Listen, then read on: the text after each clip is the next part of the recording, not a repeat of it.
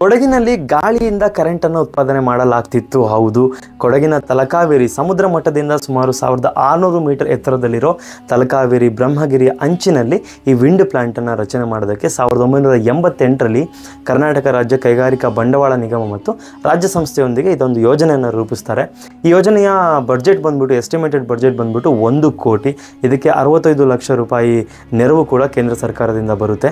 ಹಾಗೆ ಈ ಜಾಗದಲ್ಲಿ ಗಾಳಿಯಿಂದ ಕರೆಂಟನ್ನು ತೆಗಿಬೋದಂತ ನ್ಯಾಷನಲ್ ಏರೋನಾಟಿಕಲ್ ಲ್ಯಾಬೊರೇಟರಿ ಸೂಚಿಸುತ್ತೆ. ಇದಾದ ನಂತರ ಡೆನ್ಮಾರ್ಕ್ನ NK ಅನ್ನುವ ಸಂಸ್ಥೆಯಿಂದ ಇದಕ್ಕೆ ಬೇಕಾಗಿರುವಂಥ ಉಪಕರಣಗಳನ್ನೆಲ್ಲ ಆಮದು ಮಾಡ್ಕೊಳ್ತಾರೆ.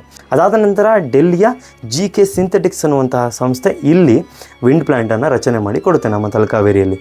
1991ರ ಹೊತ್ತಿಗೆ ಈ ತಲಕಾವೇರಿಯ ವಿಂಡ್ ಪ್ಲಾಂಟ್ನಿಂದ ಸುಮಾರು 20,200 ಯೂನಿಟ್ ಕರೆಂಟನ್ನು ತೆಗಿತಾರೆ. ನೀವೇನಾದರೂ ಈಗ ಹೋಗಿ ತಲಕಾವೇರಿಯಲ್ಲಿ ಈ ವಿಂಡ್ ಪ್ಲಾಂಟನ್ನು ಹುಡುಕಿದ್ರೆ ನಿಮಗೆ ಸಿಗೋದಿಲ್ಲ, ಯಾಕಂದರೆ ಇದು ಡಿಸ್ಕಂಟಿನ್ಯೂ ಆಗಿದೆ. ಬಟ್ ಯಾವ ಇಯರಲ್ಲಿ ಅನ್ನುವಂಥದ್ದು ಎಲ್ಲೂ ಕರೆಕ್ಟಾಗಿ ಮೆನ್ಷನ್ ಮಾಡಿಲ್ಲ. ನಿಮಗೇನಾದರೂ ಇದ್ರ ಬಗ್ಗೆ ಮಾಹಿತಿ ಗೊತ್ತಿದ್ದರೆ ಕಮೆಂಟಲ್ಲಿ ತಿಳಿಸಿ. ಹಾಗೆ ಈ ವಿಂಡ್ ಪ್ಲಾಂಟನ್ನು ನಿಮಗೆ ನೋಡಬೇಕು ಅಂತ ಅನಿಸಿದ್ರೆ ನಮ್ಮ ವಿಷ್ಣುವರ್ಧನ್ ಅವರು ನಟಿಸಿರುವಂತಹ ಮುತ್ತಿನಾರ ಸಿನಿಮಾದ ಮಡಿಕೇರಿ ಸಿಪಾಯಿ ಸಾಂಗ್ ನೋಡಿದ್ರೆ ನಿಮಗೆ ಈ ವಿಂಡ್ ಪ್ಲಾಂಟ್ ನೋಡೋದಕ್ಕೆ ಸಿಗುತ್ತೆ. ಹಾಗೆ ಈ ಮಾಹಿತಿ ಖುಷಿಯಾಗಿದ್ದರೆ ನಿಮ್ಮ ಫ್ರೆಂಡ್ಸ್ ಜೊತೆ ಶೇರ್ ಮಾಡ್ಕೊಳ್ಳಿ, ಲೈಕ್ ಮಾಡಿ. ಹಾಗೆ ಗುಬ್ಬಿ ಸ್ಟುಡಿಯೋನ ಫಾಲೋ ಮಾಡೋದನ್ನ ಮರಿಬೇಡಿ. ಧನ್ಯವಾದಗಳು.